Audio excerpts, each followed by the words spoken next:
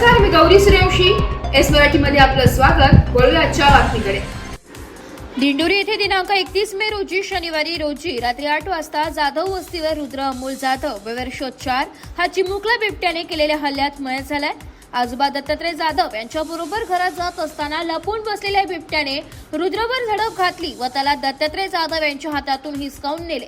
2 तास शोध घेतल्यानंतर रुद्राचा तपास लागला. जखमी अवस्थेत रुद्राला दिंडोरी ग्रामीण रुग्णालयात नेले असता डॉक्टरांनी रुद्राला मृत घोषित केलाय. मागील महिन्यातच बिबट्याच्या हल्ल्यात तरुण मुलीचा मृत्यू झाला होता. आणखी परत चालता बोलता बिबट्याने लहान बालकाला भक्ष्य केलाय. दरम्यान या घटनेने दिंडोरीतील सर्व शेतकऱ्यांनी आणि नागरिकांनी रात्री रास्ता रोको आंदोलन केलं. संतप्त नागरिकांनी वन विभाग आणि महावितरण विभागाच्या कामकाजावर तीव्र नाराजी व्यक्त केली आहे. रात्री उशिरापर्यंत हा रस्ता रोको सुरू होता. यात माजी आमदार धनराज महाले आणि समीर हरिश्चंद्र चव्हाण, दिंडोरीतील अनेक नगरसेवक हे रास्ता रोको सहभागी झाले होते. यामुळे नाशिक सापुतारा मार्गावर वाहतूक ठप्प झाली होती. वानारवाडी या ठिकाणी दुसऱ्या दिवशी जी मुलगी विवाहित होणार होती त्या मुलीचा त्या ठिकाणी अंत आपण झालेला बघितला आहे. ही एकच घटना नाही तर अशा अनेक घटना या दिंडोरी आणि संपूर्ण तालुक्यामध्ये घडत आहेत. प्रत्येक वेळा शासन आम्ही कोणत्या ना कोणत्या प्रकारे कारवाई करू अशा प्रकारे आश्वासन देतं आहे. प्रत्येक वेळा पिंजरे लावले जातात, प्रत्येक वेळा यांच्या म्हटल्याप्रमाणे चिप लावली जाते, परंतु तिथं कोणत्याही प्रकारे त्या ठिकाणी त्याचा बंदोबस्त होत नाही. तर योग्य तो बंदोबस्त त्या ठिकाणी शासनाने केला पाहिजे.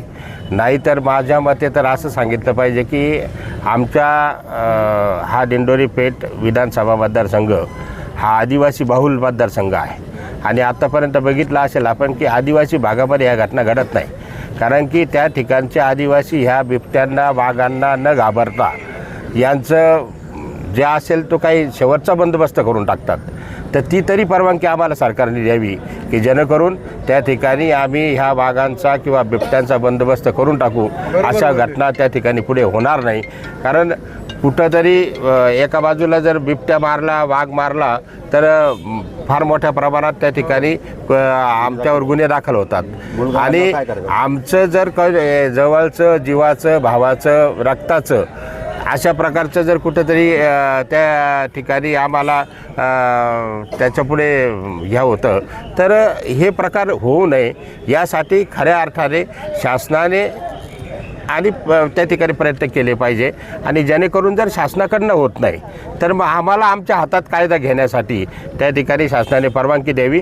आम्ही या बिबट्यांचा बंदोबस्त करण्यासाठी आम्ही सक्षम आहोत असंच माझं तर या ठिकाणी शासनाला सांगण्याचा प्रयत्न आहे. एस मराठी न्यूजसाठी प्रतिनिधी सुरेश सुराशे वणी. अशाच नवीन ताज्या घडामोडी जाणून घेण्यासाठी आमच्या एस मराठी न्यूज चॅनलला लाईक करा, शेअर करा, सबस्क्राईब करा आणि बेल आयकॉनला क्लिक करायला विसरू नका.